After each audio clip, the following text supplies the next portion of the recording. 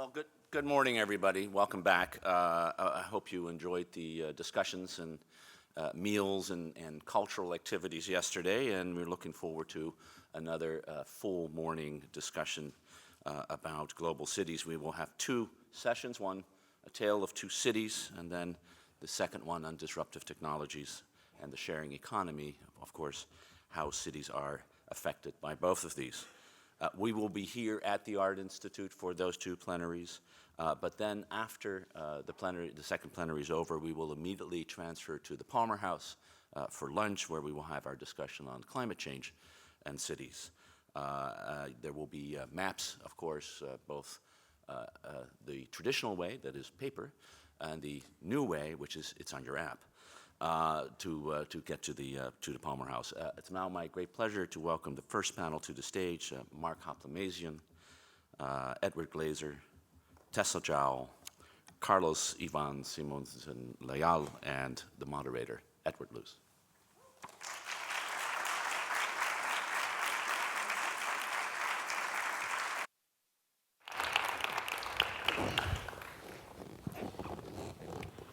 Thank you very much. Good morning, everybody. I was going to say it's a delight to be here on another day of sunshine, but provided by God, but we can't actually see any of it in this auditorium. But anyway, it is. We've lucked out a lot on the weather. As a Washington resident, I do my fair share, more than my fair share, of moderation in dingy basement ballrooms in DC hotels faced with grim-looking lobbyists. Sorry, if any of you are lobbyists, some of my best friends are lobbyists. Don't take it personally, but it's a real delight, just to say it again. I said it yesterday in the Cultural Center. A real delight to be moderating events in such beautiful buildings in such a gorgeous downtown city. So we have a wonderful topic, which I think sort of synthesizes the whole 2 days, A Tale of Two Cities. And of course, that's after the classic novel by Charles Dickens, which in a way, although it was set in the late 18th century, has very many echoes today. It's about the 1% in one city, Paris, having their heads cut off in the guillotine, and the 1% in the other great global city of its time, London, just about surviving without the guillotine and helping their compatriots, helping their fellow aristocrats, rather, across the Channel escape to freedom. The problem of cities and 1% is, I think, something that is always with us, but it's a particularly acute problem in today's world. I think of the opening lines of Charles Dickens' novel. It was the best of times, the worst of times.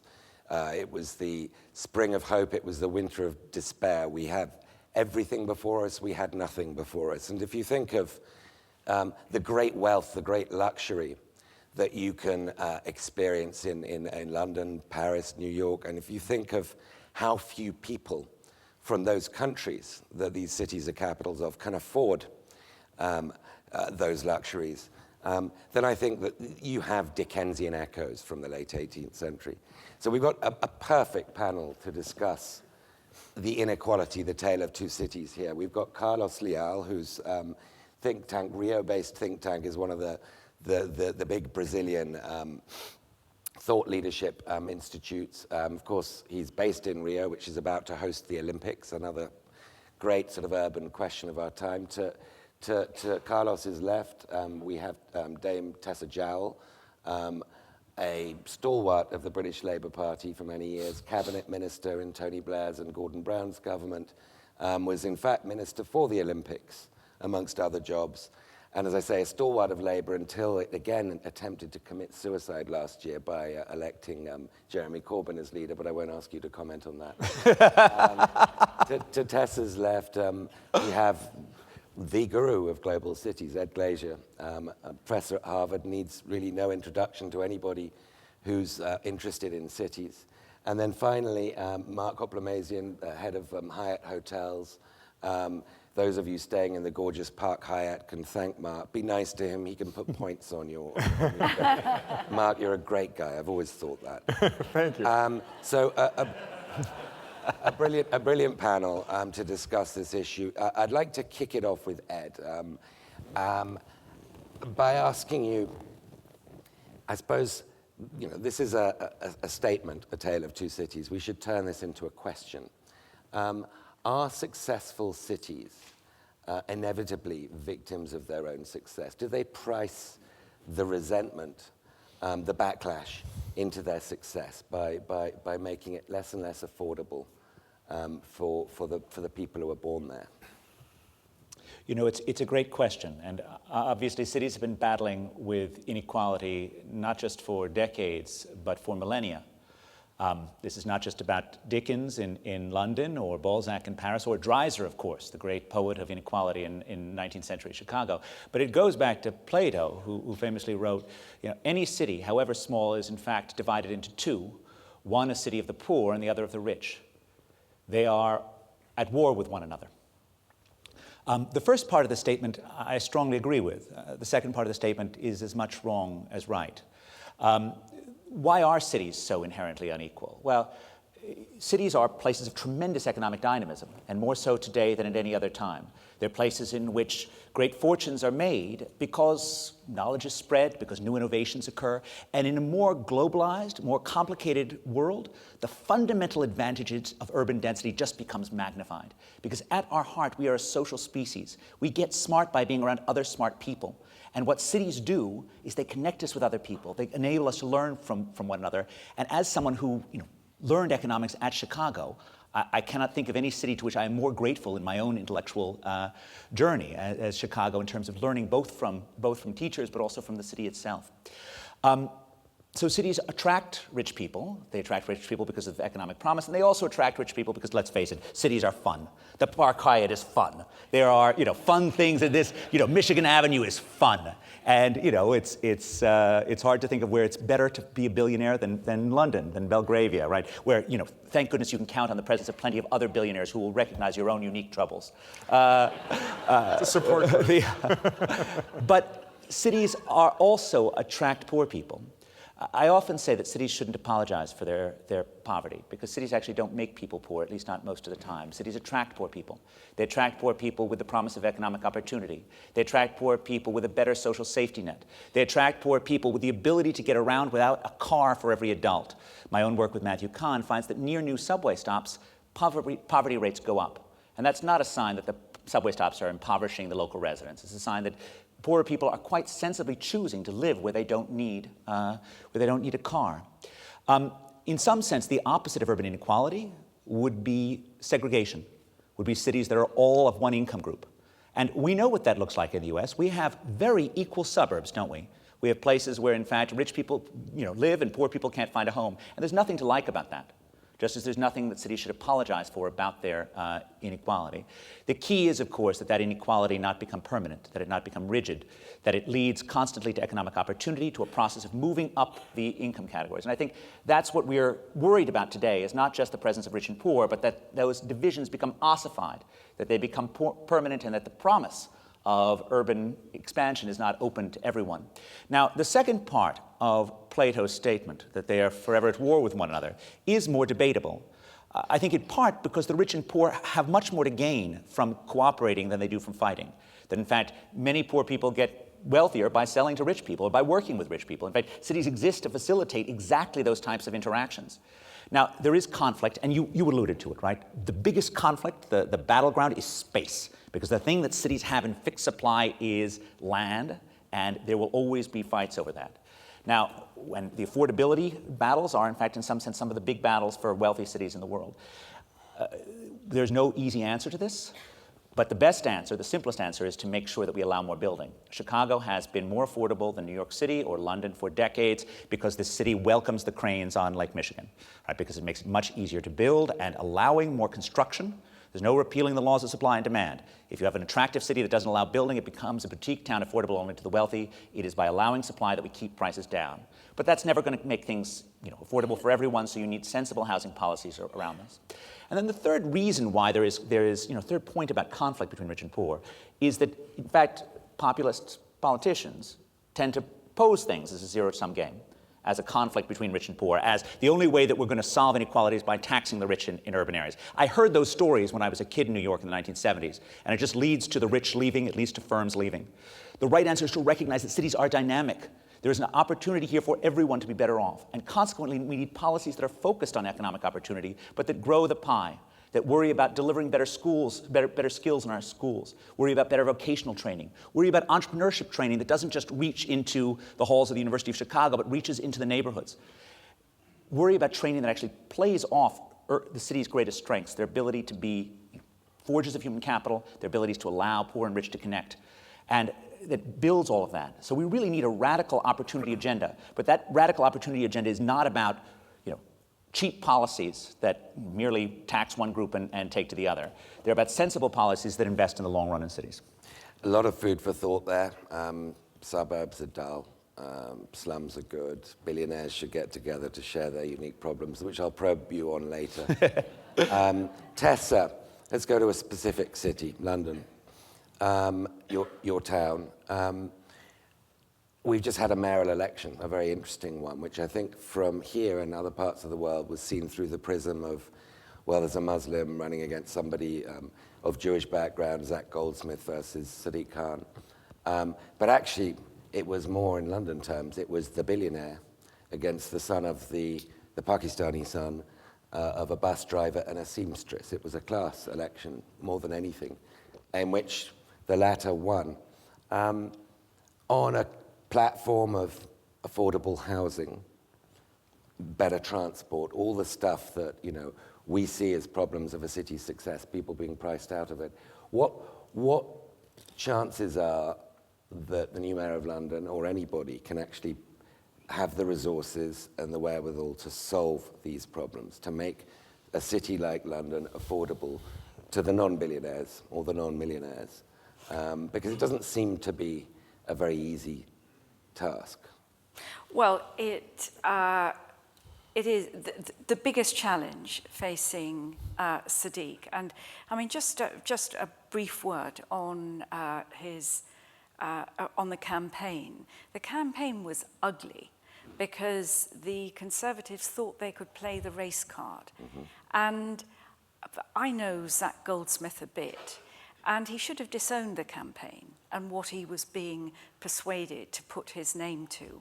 And I think that Sadiq won because he fought a brilliant campaign focused on the thing. People heard their now Labour mayor talking about the things that matter to them and to their children.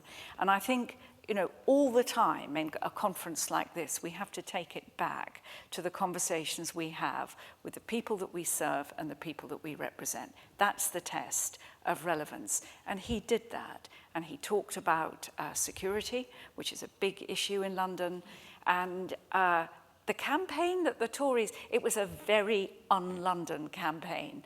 London is a part of the country where the Brexit immigration rawness doesn't feature, where the campaign to get us out of the European Union and free movement of labour and so forth.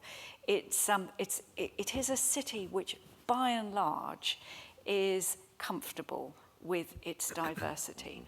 And the Tory campaign somehow tried to distort that and failed miserably. And in that sense, it was a triumph of optimism. It was a triumph of the character of London. And now that Sadiq is London's new mayor, his number one job, and he knows that, is to build the homes. Because the division, in London, principally, the division that is opening up, the widening inequality, the sort of zoning of different areas, is a function of the shortage of supply of affordable housing. But it has to be the right kind of affordable housing. I'm absolutely opposed to anything which is not a mixed development. So that means affordable to buy, affordable to share equity in, affordable to rent, at market rate, but also affordable. And what are the obstacles in the way? Because this is a problem many cities share. Manhattan. Well, the obstacles are, first of all, will, vision, and concentration on that as the most important thing. You know, governments, city governments can often get distracted by a myriad of other things that divert from that central purpose. We're building in London less than half the number of affordable homes we need just to stand still. There are 250,000 people, families, on the waiting list for social housing without any kind of hope of getting homes. And what is also happening, as we were talking about earlier, is, and I had a really wonderful conversation with Utu, who's a student here from Birmingham, who's absolutely clear in her understanding of this, that London is exporting a lot of its, many families who are the most deprived, most in need, because they can't, and their sponsoring public authorities can't afford the rents in London. So they're being rehoused in Birmingham, Milton Keynes, or other parts of the country. So this is, it's a toxic dynamic, and it all emanates from lack of affordable housing, which in turn creates this sense of division in London. We'll get into that in a little bit more detail, because I think there's no better expression of a tale of two cities than the housing question. And Ed, tantalizingly mentioned one advantage there Chicago does have. It's easy to build. Maybe there's just a lot more physical space. Mark, I think if anybody on this panel, maybe in this room, you visit global cities more than anybody. Your hotels are pretty much everywhere other than Pyongyang, or maybe you've got plans there. No, not at the moment, thanks. Not yet. So you see, I guess it would be very easy for somebody in your position to simply hop from one sort of suite to another and not see the other city, the other side of the tracks. To what extent are you, as a global traveler, as well as being head of Hyatt, to what extent are you concerned about the inequality problem and cities? And to what extent can you do anything about it if indeed it is a concern for your business, as well as for you as a global citizen? So thank you, and thanks for inviting me to be here. I would say it's a matter that we are very focused on, and it is something that we're concerned about, and have really applied more and more resources to over time.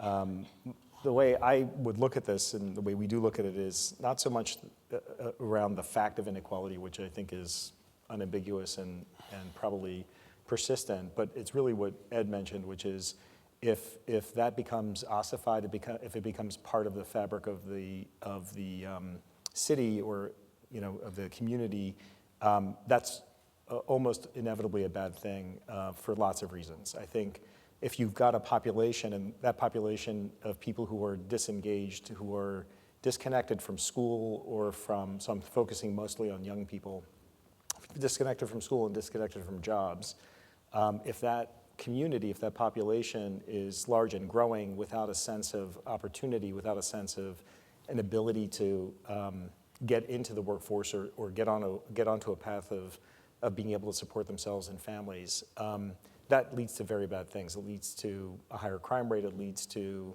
other forms of disenfranchisement that lead to other problems. Potentially, if you're in, depending on which community you're in, the ability to recruit people into radical organizations or extremist organizations, which we've seen and we've heard about in respect to how Daesh is sort of recruiting disconnected people. So I think there's a much bigger issue here, and it applies virtually everywhere, every global city in which we're doing business. So our approach to this has been really to focus on opportunity. It's how do you actually provide opportunities for people? And what we're finding is that there are many different approaches. So in China, for example, if you look at Shanghai, something on the order of 20% of the school population, school-aged children population, are kids of recently immigrated migrant workers, and they are not prepared skills-wise to actually continue to advance at grade level. So so Shanghai is actually really focusing on trying to actually provide programming for those kids to bring them into the programming for kids of their age, their peer set. They're also significantly starting to change what you would call in the United States a community college, a local academic institution, and converting them in significant numbers, by the way, from traditional academic programs into vocational centers. These are important steps that I think the Chinese government has recognized, the Shanghai government in particular has recognized they have to do, because the alternative is to have those kids not be able to advance and they end up outside the system. In the United States, you've got estimated somewhere around 36 to 38 million young people between the ages of 18 and 24 who are out of school and out of jobs. And Chicago is an example of a community in which there's a large and growing population of those young people.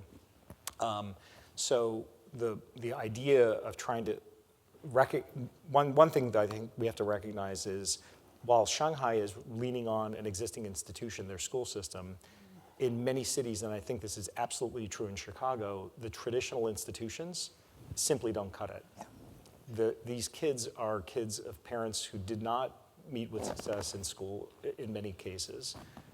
So they're not supporting kids staying in school.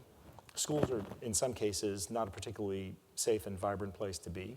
And so we have to recognize the fact that we have to think about creating an ecosystem that looks quite different to the institutions that we've leaned on in the past. I mean, presumably, to the extent that inequality in two cities produces violent reactions, homicide rates, this hits your bottom line. I mean, reputationally, Chicago has been hit by the homicide headlines. It has been. I mean, it's not been an acute impact on guests who are staying at the Park Hyatt, for example, but meeting planners who are thinking about bringing thousands of members of their organizations into a city for a convention or a big meeting are paying attention to this. The other thing is, the fabric of the city gets stretched and contorted when you've got those things happening in relatively close proximity. So we're sitting here in a beautiful air-conditioned theater, but 3.5 miles southwest of here is a very, very different reality. Yeah, exactly. And that's very, very close by. So I presume you've got a hotel in Rio, because I want to bring Yes. Carlos into this. Carlos, you've got the Olympics coming up, which will hopefully be a great success.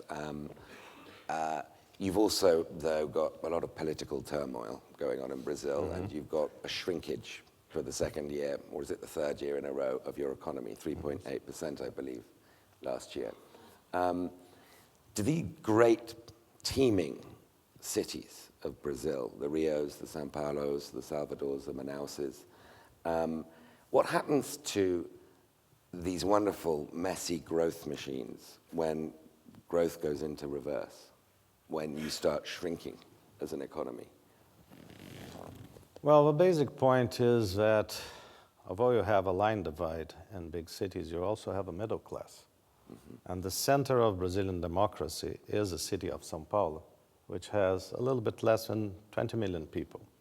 So if it were not for São Paulo and its political life, probably democracy as we know it in Brazil would be much different. And we are evolving in that process. When people say you have a democracy because you vote, that is just part of a story. We don't have a good budgetary process. And big cities resent that indirectly. And my point is, what are big cities? Big cities are economic entities where millions of people interact. They have a little bit of industry. They have a lot of services. And services leverage on the term structure of interest rate, on credit, on labor laws, etc. If you don't have a proper budgetary process, then you won't have the cities correctly leveraged. If you go to São Paulo, for example, or to Rio, you see an ocean of skyscrapers, not as high as the ones that you have here, But you have to realize that they were built without mortgages, which is amazing. How many of the nice buildings that you have in Chicago would you have if you didn't have mortgages? So it's a completely different environment. If you think of the inequality that Ed, I think quite rightly said, is a sign of health to some degree in many global cities, is it not too extreme in the Brazilian cities, or is that extremity insupportable when you get into the negative growth scenario? Is the stress, you know, we talk about the murder rate in Chicago. It's a fraction of the murder rate in the cities of Brazil. The murder rate is not only a problem of social inequality, not a result of social inequality, is also the result of bad government during many years. The problem has been reduced in the last 10 years, but it's a difficult one and you have to go step by step. We reduced the murder rate in Rio enormously by just introducing simple things like planning. I remember 10 years ago, and I was indirectly involved on that, in Rio, the police would go up the favelas, our slums that are in our mountainsides, and they would have wars there, machine gun fire from side to side, and it was a show. The next day, everything was as it were the day before, because there was no proper planning. With a little bit more of intelligentsia and planning, they reduced crime in Rio enormously. And if I could just add, so we've seen this. There's been a significant shift over the last, I would say, 5 to 6 years because of these policies that have absolutely made an impact. We just opened a new hotel in Brazil, in Rio, on the beach. So for anybody going to the Olympics, be aware. And it's in Barra da Tijuca, which is where most of the Olympic activity is going to be. But we started working with some local community organizations, and the government actually is supporting something called Schools for Tomorrow, which is really recognizing that different programming is required for especially young children coming out of favelas who need different support. Some of the support they need is recognizing that some of these kids have been raised in a traumatic environment. So some of it is psychological support, some of it is more basic skills development. From our perspective, we're looking to try to start to bring people out of those communities into employment, because our industry, the hospitality industry, we have a unique opportunity to bring people in with very limited skills, actually give them jobs, have them grow their skill base and be able to then advance in work. So we feel like our business in particular, where we've got quite a few entry-level jobs that don't require significant skills, is a perfect entry point for people coming out of favelas. And we've done this successfully through some local organizations in Sao Paulo. We're doing it now in Rio. And we're also doing other things that I think we need to think more broadly about skills development. It's not just STEM, because, for example, we commissioned a lot of artwork for the hotel by an artist who lives in one of the biggest nearby favelas. And what he did with the proceeds of our commission was to actually start a school for young kids in that favela who have great creative skills, but zero chance of actually leveraging them into something that would be productive for them as a matter of income and other. Sorry, Carlos. And then Tessa. Yeah. Well, Tessa, sorry. Yeah, I mean, I just wanted to follow what Mark had said, because I think in what he's just described, here is the positive route for the future, which is not being so focused on inequality as an economic phenomenon, but as the squandered potential that holds back growth. And, you know, if you take London, and I talked earlier about the imperative of affordable house building, that will be slowed because of the scale of the skill shortage in the construction sector, and the fact that, you know, there isn't a construction workforce which is ready to go and start building. They've got to be trained. Similarly, tech jobs. Now, I've done some work with Bloomberg Philanthropies, with very ambitious but sort of frustrated, disadvantaged young people who want to set up their own businesses.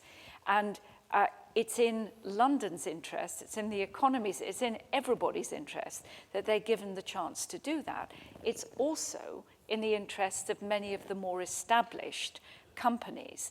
And if you can kind of put this together, this sense of ambition for the city and the realism that someone like Mark has described, with these particularly young people or older people who've lost the skills that keep them employable in the labour market, Simply this has to then be you led. see, then you see a route through. And this has to be led by employers, right? Or at least It has to, but it needs leadership. Yeah. It needs city leadership, and it needs the buy-in from employers. So let me just sort of frame this a little bit more broadly. We're focusing on the divisions within cities, the tale of two cities. But I think Richard Longworth is here, a wonderful Chicago-based journalist who wrote a book last year on cities.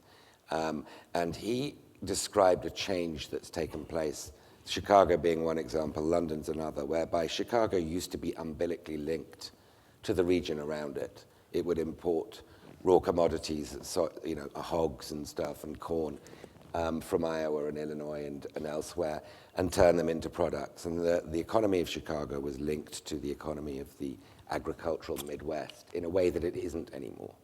That it's now sort of somehow detached and hovering above, and the only real relationship it has is to take the best and the brightest from Iowa and Illinois and suck the brains into the great service global economy machine that Chicago is. London, exactly the same thing.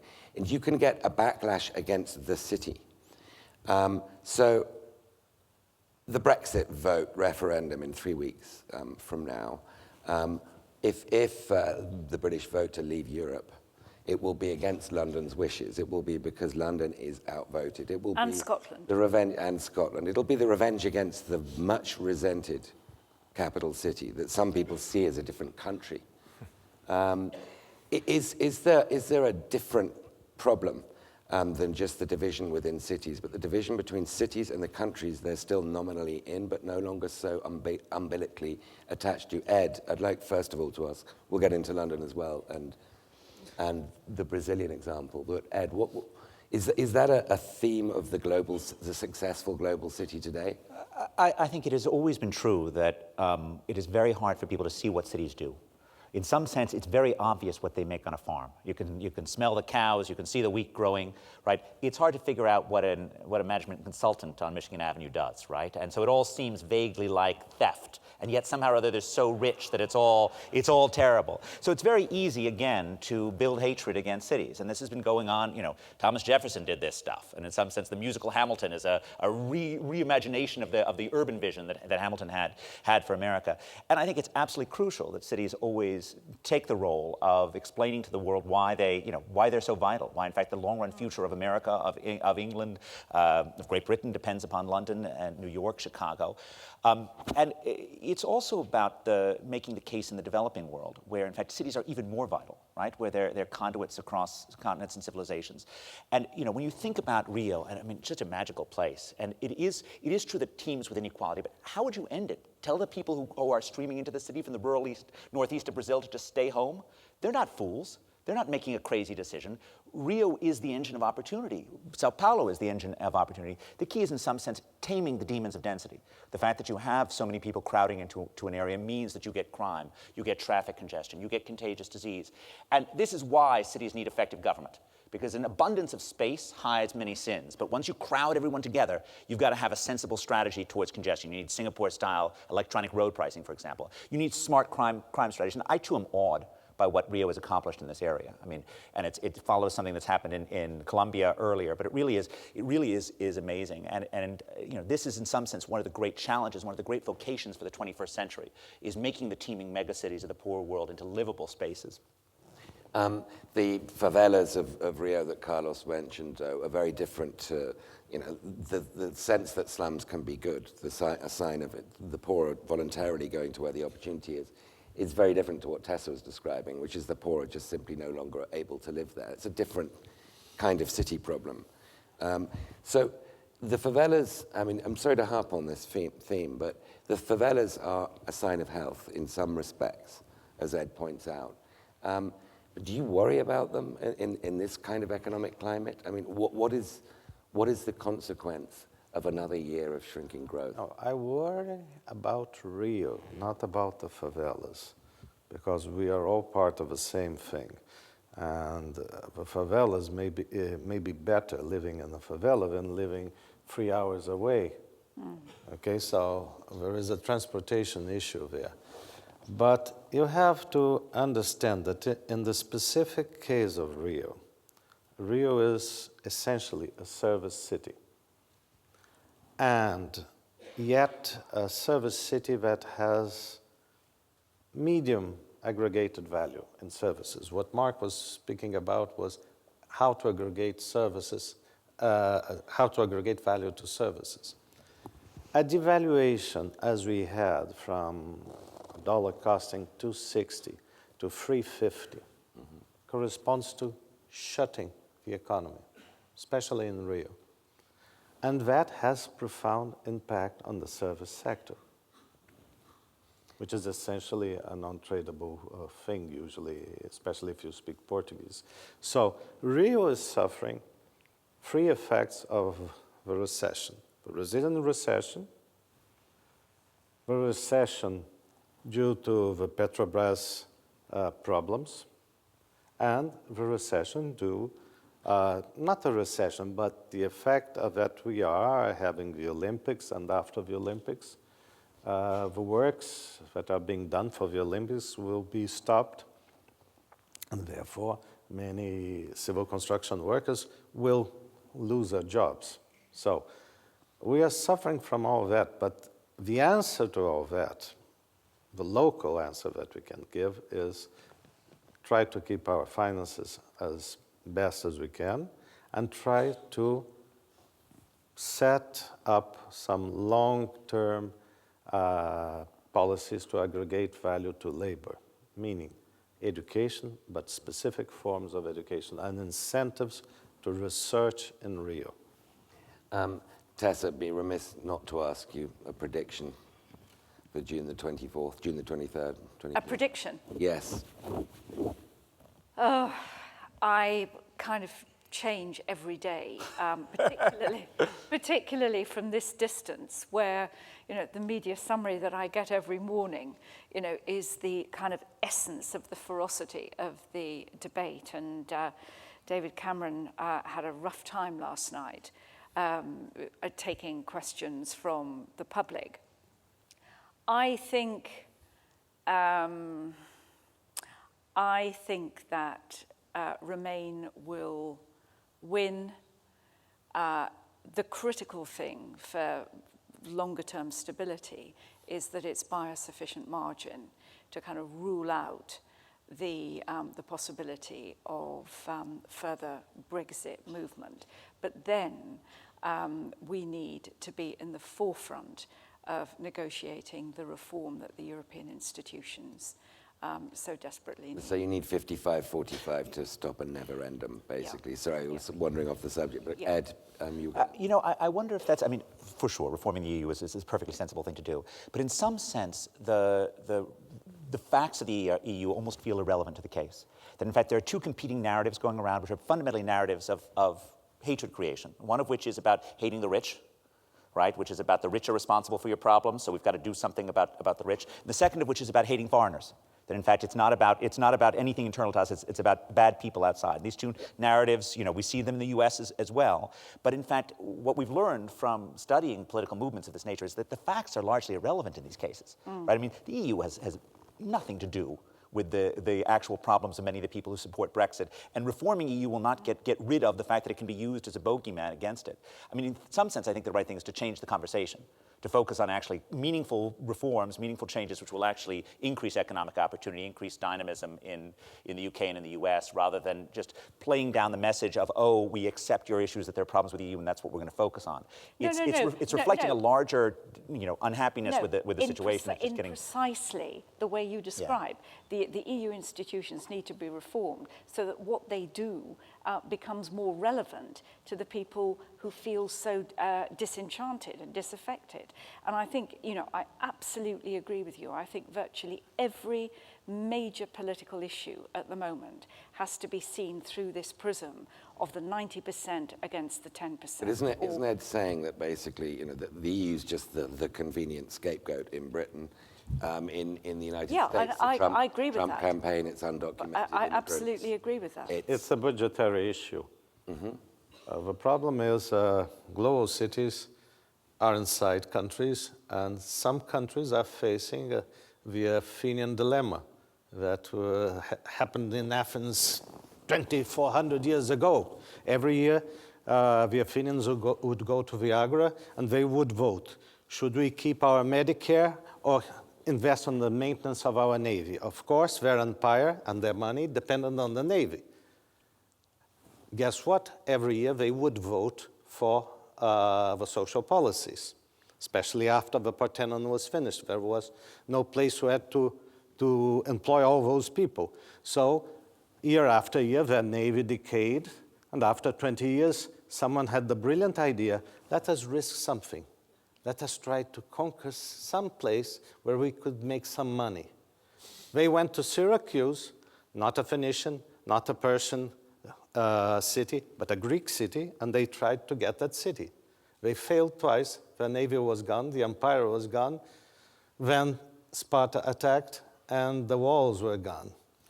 So this is an optimistic. No, but I mean, you have a phenomenon that is no one's speaking about. Is a phenomenon of displacement of certain economies due to the fall of a relative rhythm of innovation. Asia is innovating more than it did in the past, and if you take a stereotypized world, you exchange commodities for innovation. Innovation of yesterday is not an innovation anymore. You have to continue to invest. This, by the way, is what Chicago is doing. It's dropping the pass and trying to innovate because it has understood that the game is running. You have to run.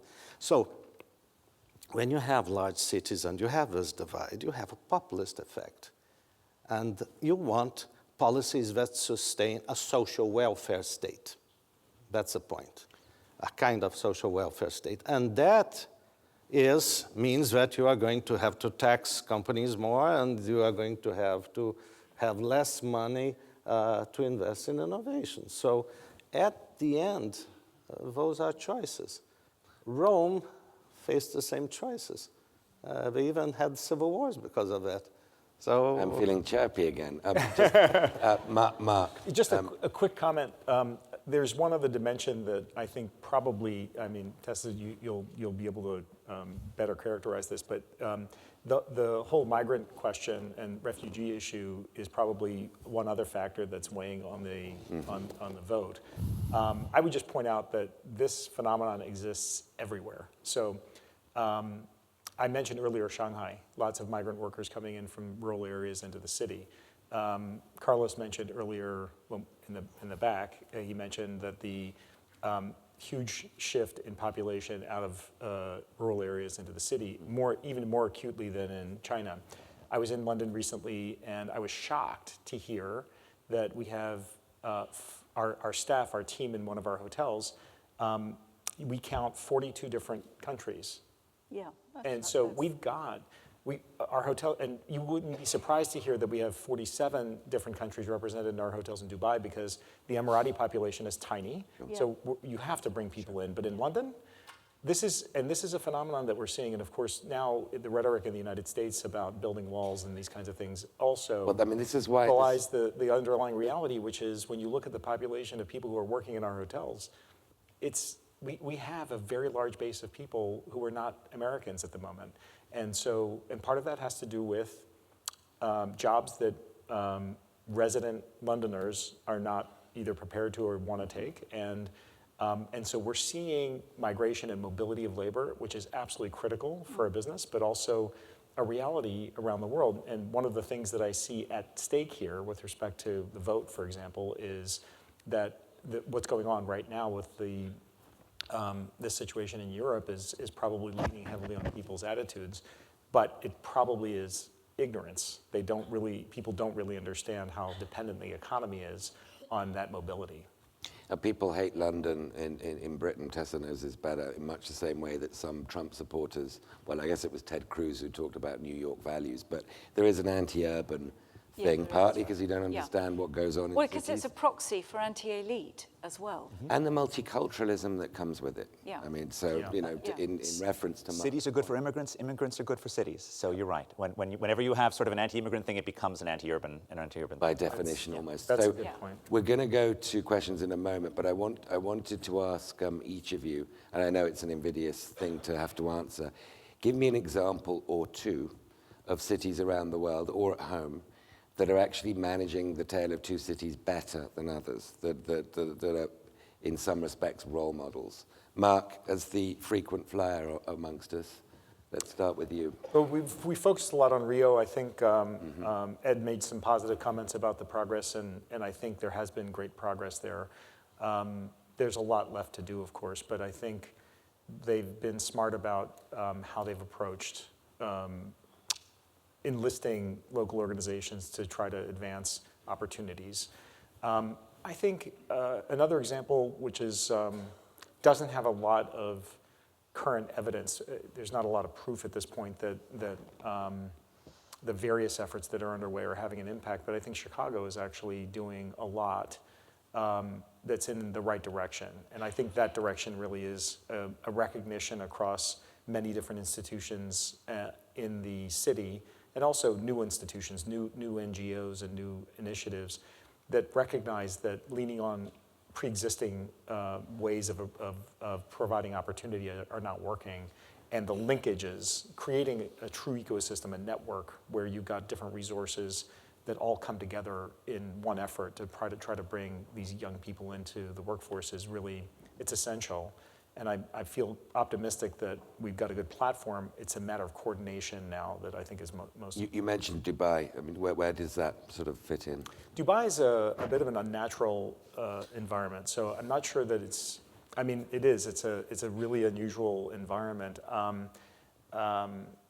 There, it's sort of, it's a bit Disney-esque in the sense that everyone's happy there all the time kind of thing. I mean, there are, which is not to say that the parents aren't happy. So I think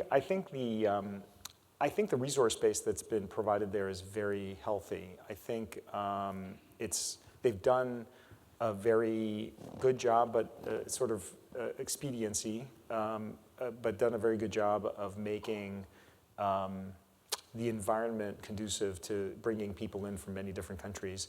Of course, you're living within an environment that's quite controlled. The information on people's movements around Dubai are tracked with... It's too sui generis, really, to be an example. Yeah, I think so. Ed? A couple of them. So in the safety realm, it's hard to beat what Medellin has accomplished. I mean, this was the city of Pablo Escobar 35 years ago. Just absolutely amazing. I think both Brazil, which really deserves credit for doing this first in Curitiba, and also Colombia have been pioneers of bus rapid transit. There's this old line that 40 years of transportation economics at Harvard can be boiled down to 4 words: bus good, train bad. And that's because of the cheapness and the flexibility of doing this. And bus rapid transit is really a great answer for the developing world, and it really is a Brazilian innovation. So kudos to Curitiba, I think, on that. Another thing on safety that's really important is, let's say, the collaborative policing strategy that is followed in Boston and other cities. So part of the whole magic of effective policing is leveraging the neighborhood, which requires intensive investment to actually build trust and connections with the neighborhood. And I just want to sort of highlight the way that showed itself in Boston during the recent Occupy Boston versus Occupy Wall Street, where Wall Street was a highly confrontational situation, lots of ugly pictures. Some can argue even that they put de Blasio into the mayor's office, in fact, by building hostility towards the NYPD. By contrast, what did the Boston Police Department do as soon as you had Occupy Boston? They went and they bought them Dunkin' Donuts coffee, because that's what Boston cops do. They brought them coffee, they brought them donuts, right? They asked them what they could do for them, and for 30 days they wore them down with kindness and jocularity, right? And at the end of the day, when they were told it was time to leave, they left, and that's really remarkable. But then I just want to end on one, and it's high up in my mind because I was there 2 weeks ago. But if you look at an engine of opportunity, it's hard to beat Shenzhen in China. I mean, this was a city that was nothing 30 years ago, right? And it was a place in which everyone was poor. I mean, everyone practically in the whole country was poor 30 years ago. And now it is a place that is teeming with BMWs. And it's teeming with factories that are not just sweatshops, but they're moving up the tech chain. They are doing cutting-edge LED lights. They're doing all sorts of things that are just mind-boggling. And it is about education, but it's also very much about entrepreneurship. It's about sort of sheer entrepreneurial energy. And I think that's really what we're hoping to bring in, not just to the cities of the developing world, but into the south side of Chicago, is to make sure that we have entrepreneurship for everyone. Shenzhen, Boston, we're getting some good examples there. Tessa? I think we probably don't know because we don't go to many of the cities that have got it right. And getting it right, as I think this discussion is beginning to crystallize, means a kind of stable triangle as between city leadership, which is why elected mayors are so important, cooperative business in pursuit of its own interests, but if you like, social purposes is absolutely critical to that, and citizens that understand what all this is about and feel that they have a voice in it. And I think that is the model for successful city leadership, and the kind of openness, I think, that a number of us have talked about. Good. Carlos? Well, I think that if I had to pick a city, I would pick either Chicago or Berlin, as successful cities of today. Chicago has its own problems, so they are not new, but I think that's moving some way, somehow, in the right direction. And Berlin is, although it's much smaller, is a 3.5 million city, people city. It also is helping to integrate Germany with the rest of Europe, because there are many non-Europeans in Berlin, contrary to most of the other German cities. Yeah. So it's becoming more international, but exactly. In a soft way. And the governance of a city is very important. I agree completely with you on the idea that mayors have to be close to their population. There is something, however, which I think that in Germany perhaps is done better than in other countries, which is this triangular relationship between the federal entity, the states, in the case of Germany, the Länder, in the case of the US or Brazil, the states, and the municipalities, because there are budgetary issues there. If you overemphasize cities and it's sensible to give to the mayors a lot of attributions, a lot of work to do, you have to give them the revenue to do this, the money to do this. Budgetary autonomy is a very important point. So I know I'm the one asking the questions here, but I have to give my own biased answer since I'm now a Washington resident. I think Washington, D.C. is an underappreciated urban transformation story. It really has quite dramatically changed in the last quarter of a century. So we've got about 15 minutes for questions. There are mics around. Please raise your hand and just briefly state who you are and ask a direct question, if you will. There's a hand up towards the back there. Gentleman.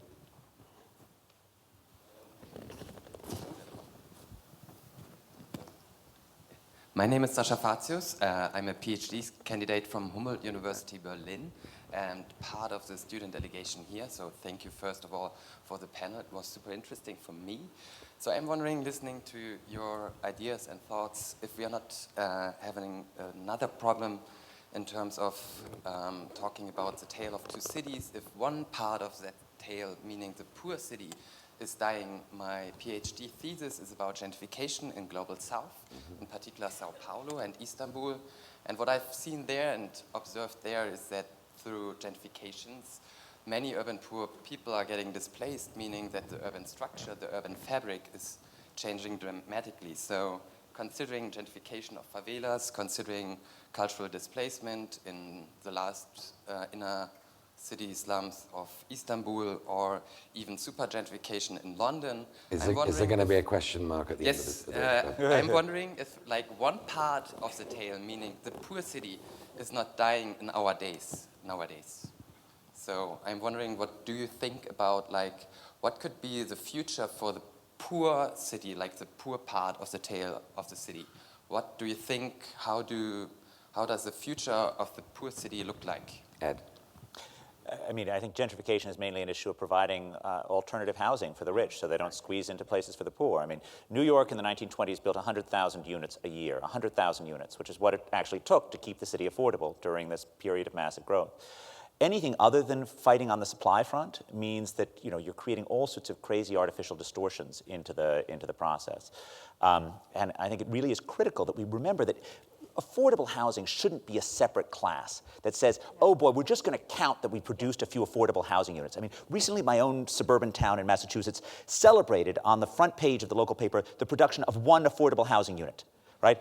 How is that? How does that make any sense whatsoever? And yet, because you've created a separate class, real affordability means anyone can come to Chicago and rent, as I did in 1989, an apartment for $350 a month, right, in the south side of Chicago, right?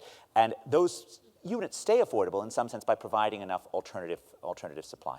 I think you can see that there's a very significant increase in homelessness in San Francisco, for example, which has, it's a perfect example of a lack of new supply, and especially affordable supply, and it's now grown into a pretty acute problem for the city. And it's not as cold as Chicago, too. And that actually, exactly, so it's promoting an ever larger homeless population in the city.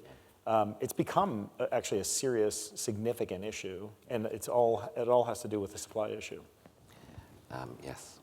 Tim Jones, outside of Chicago. This question is for Edward. You mentioned that cities don't make the people poor, but what about institutionalized segregation, the thing that's going down in Flint, Michigan right now? Can you just expound on that comment that you made? Absolutely. So I think in some sense, when you think about the arc of the Great Migration from the South to America's cities, in some sense, the first generation of that arc could not be a better example of cities providing opportunity, of providing a better life. When you think of the people coming north out of the South, coming to a way that wasn't a Jim Crow way, coming to a way that had some better future, I mean, that was cities doing what they did best.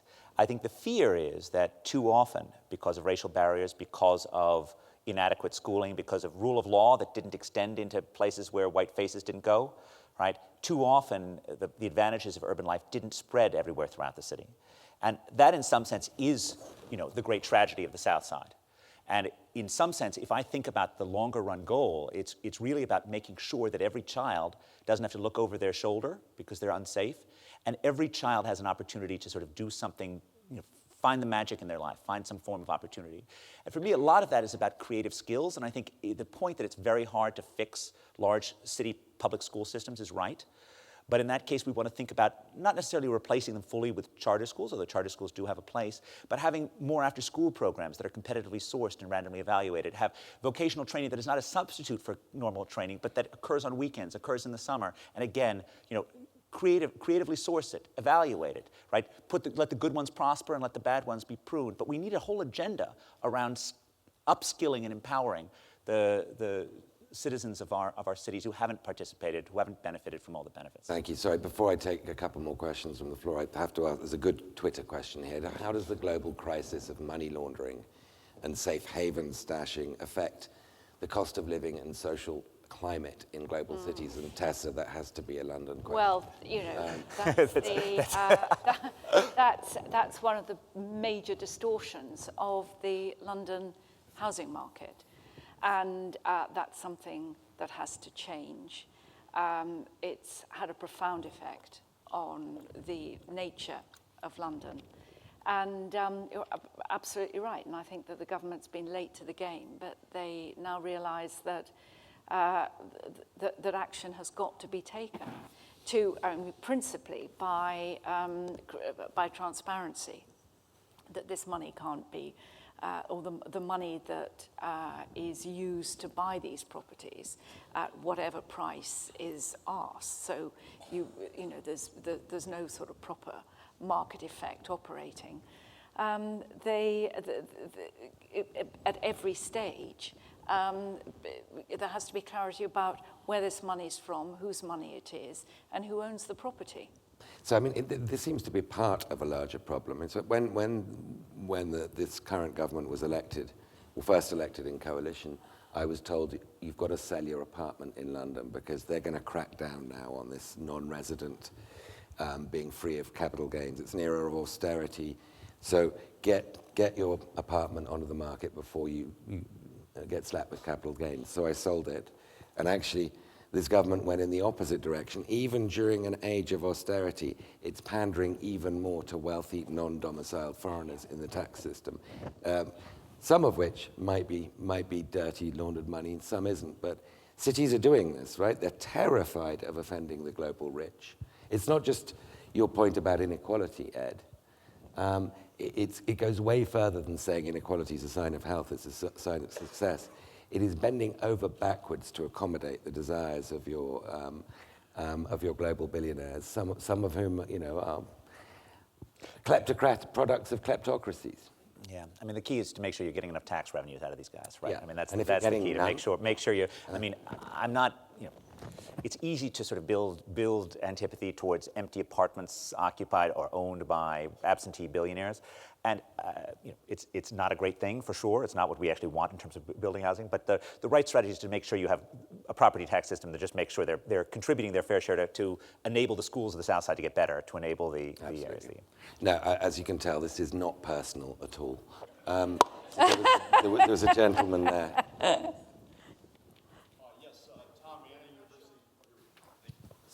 Sorry. Tom Manning, University of Chicago Law School. Hosting the Olympics has often been positioned as a transformative exercise, and I'm curious, in the case of Brazil, do you feel that it has, in fact, reduced the divide between the two cities of Rio, or, in fact, increased it? I presume that it has reduced because it has improved transportation. But I'm accustomed to measure such things in longer periods. We haven't had the Olympics yet, so put that answer to me within 3 or 4 years, and I will be able to give you a proper answer. So Tessa should answer about London. Yeah. I mean, just very quickly to add to that, we hosted the Olympics in 2012. The venue for the Olympics was in an area that covered 5 wards, 3 of which were among the poorest, the 10 poorest in the whole country.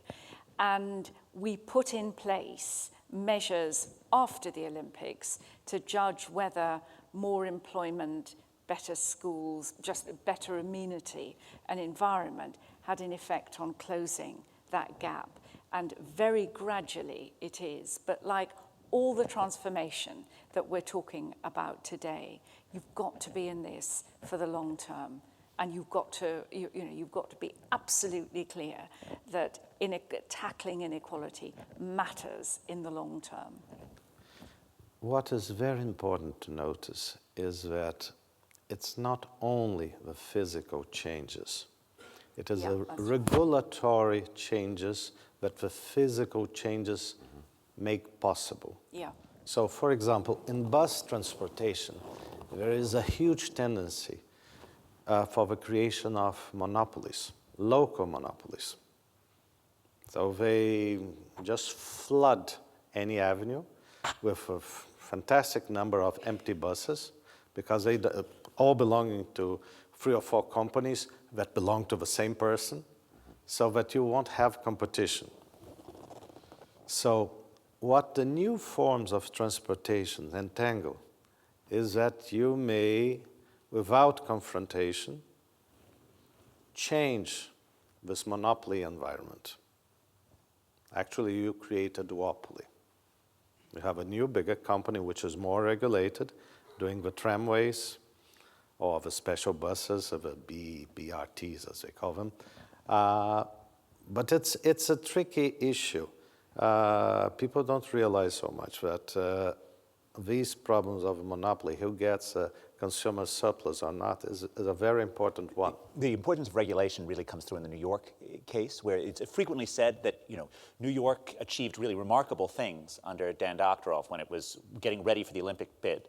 Right, it did a remarkable sort of amount of regulatory change around rezoning of different areas, which is ideal, which is exactly what you want to get from an Olympics. And then on top of it, it didn't have to deal with the Olympics itself, which is the best of all possible worlds, that you make the regulatory change and you don't have to spend the billions and deal with the distractions. Ed, you didn't come to London in 2012. London was magnificent, but London, you also had a national government that was helping you deal with it, which is not true in the U.S. So in the U.S., if Boston had gotten the Olympics, it would have been a complete disaster. Right? We would have been overwhelmed with it. There would not have been a school that would have been improved in Roxbury or Dorchester. There would have not been a police reform that would have happened, because it would have been Olympics 24/7 for the next 10 years, and it would have been a colossal mistake, because we wouldn't have the help of national political figures like yourself, who would then parachute in and then make it happen. And talking of the Olympics, Ivo mentioned the news of today. Sepp Blatter has just been done for $80 million in money laundering. Of course, the great Olympian figure. Couldn't have happened to a nicer person. Questions, please. Yes, the gentleman there in the yellowish shirt with the hand up and a mic in front of you. Thank you. Jacques Gordon with the Metropolitan Planning Council and LaSalle Investment Management. A really good panel. Thank you so much for it. Just picking up on Tessa Jowell's answer to a question that she didn't know, Ed Glaeser's comment that his hometown's media picks up on one affordable unit. The question is, how are we finding out about urban leadership successes and failures? How does a newspaper, and thank you for sponsoring this event, FT, who publishes a few articles on this, but also publishes how to spend it, where you can find out where the next €5 million flat is. New York Times has what a $3 million house can look like around the world. So this is how the media, the big stream media, covers this topic. How do all of you learn about this and share about it? There's a nice set of blogs that cover it, but how could the media do better? And Luce, I think maybe you would kick this off with just thinking about how the FT might cover the tale of two cities. Thank you. Well, it's funny. I think this time last year I wrote a piece called "The Tale of Two Cities" for the inaugural Global Forum, and it went straight to #1 most read because the charming Matt Drudge linked it on his website, and so that drove a lot of traffic up. We do, you're right, How to Spend It is there, and it's a sort of pretty bold and brash title for a magazine. It's immensely popular. It's not the main thing that we do, but it brings in a lot of advertising revenue that funds the kinds of journalism that most of us at the FT do every day. I think the media is a reflection of us. I mean, I would say that, but I think it's a reflection of demand, and people do want to know how the very wealthy live. But they also, particularly FT readers, I feel they do want to know what on earth is going on politically and why. Yeah.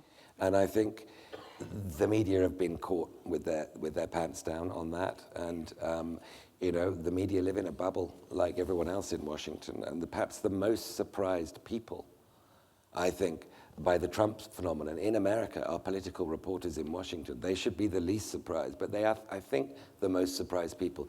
So I take your point. It's a good point, and I'm the questioner here, so I'm going to stop answering. Would anybody like to bash the media? Shame. You're welcome. You're welcome. Yes, here. Thank you. Tom D'Alessio from Next City. We're posting today a piece, my interview with Parag Khanna on connectography. His essential premise that cities are more closely linked to each other than they are to the nations in which they are. And the central premise of that is because of supply chains. I'd like to get your sense of that theory and how cities actually can, in fact, advance international policy by more closely linking to each other.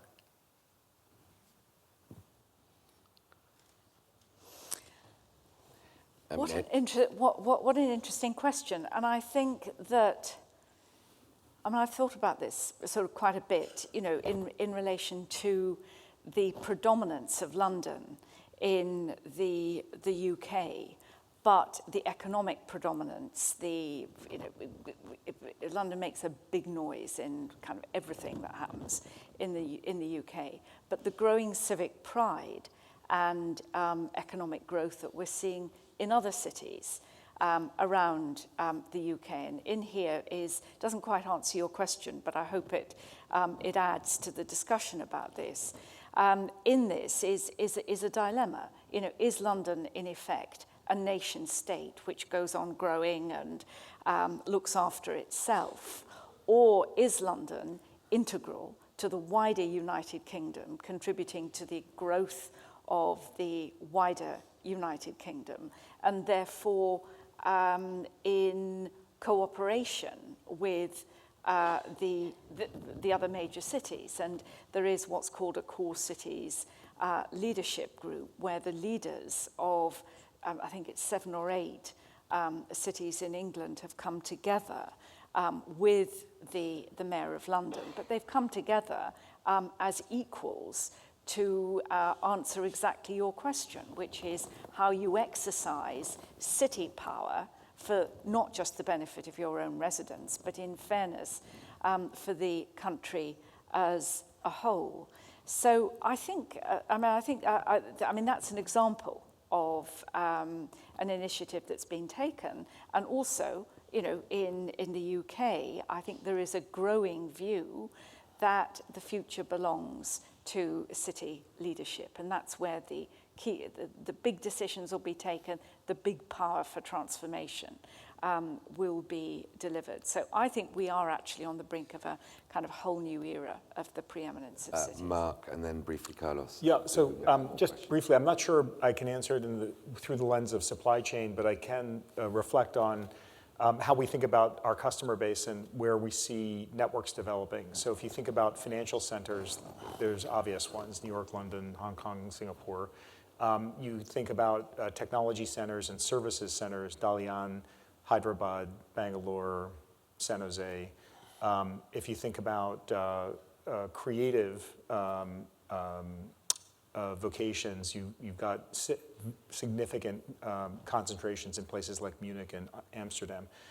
So we see these networks of travel patterns that grow from corporate demand and individual travel that now have networks of cities globally that are across different dimensions. And that actually informs our strategy about where we are trying to expand in with which kinds of brands serving what kind of customers. So I do see linkages that are very, very clear and growing, and there are sort of concentrations or foci of activity in different cities that actually make them relevant pairings or part of a network. So Carlos, and then I'm going to give Ed the last word. I think that the emergence of big cities, it also encompasses very big geopolitical issue. Countries like the UK, where you have one big city that actually controls the country, you have a tendency for the rest of the country to ask, are we part of the same country or are we a colony? Countries like the US, where you have several big cities that interact positively and negatively, have a completely different dynamics. So the US, China, India, perhaps Brazil, certainly are countries that will have this interaction. And this will determine things in a different way than Europe. On the other hand, if you take Germany, that yet has no big city, Berlin is not so big yet, and it's further to the west, it's not in the Ruhr area, where you have a myriad of smaller cities. the interaction is different. So it's saying, please wrap up. Ed, could you sort of wrap this up? Sure. I'll do my best. Yeah. So I think of the answer to your question as something as, again, taking us back to A Tale of Two Cities. But in this case, the two cities are the public sector and the private sector. So when it comes to private sector engagement, global connections, it has never been as strong. It has never been, the private sector and the growing global cities of the world has never been more interconnected, has never been more vibrant, has never been a stronger force for pushing the soft power that a country has, the cultural diplomacy, the cultural connections. But the view that somehow or other the public sector now has some major role in foreign affairs, I don't see that. I don't see any sense in which the nation states are giving up on their monopoly over physical force or their prerogatives on diplomacy. And yes, there are individuals like Boris Johnson who may carry on their own personal foreign policies because they are figures of such charisma and presence. But the actual responsibilities of the mayor of London are transport and safety, right? They're not, he has no part of portfolio. And in some sense, as much as I love cities and as important as they are, I'm not sure I want that to change. Because part of the beauties of city government is that it's accountable and focused, right? It's on a small number of things, and that helps make city governments better.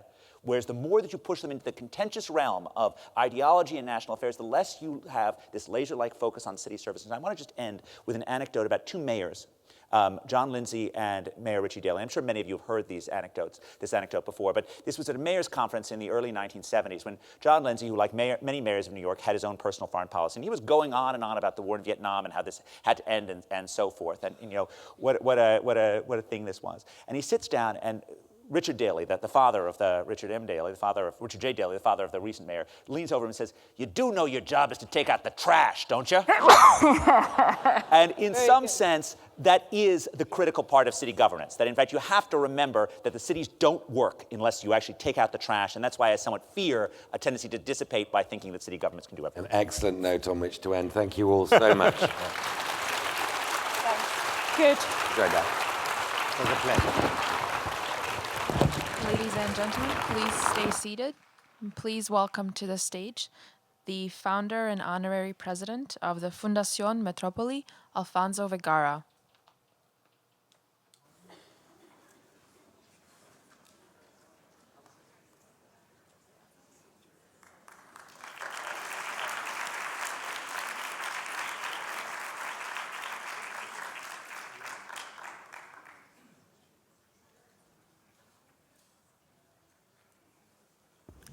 Good morning.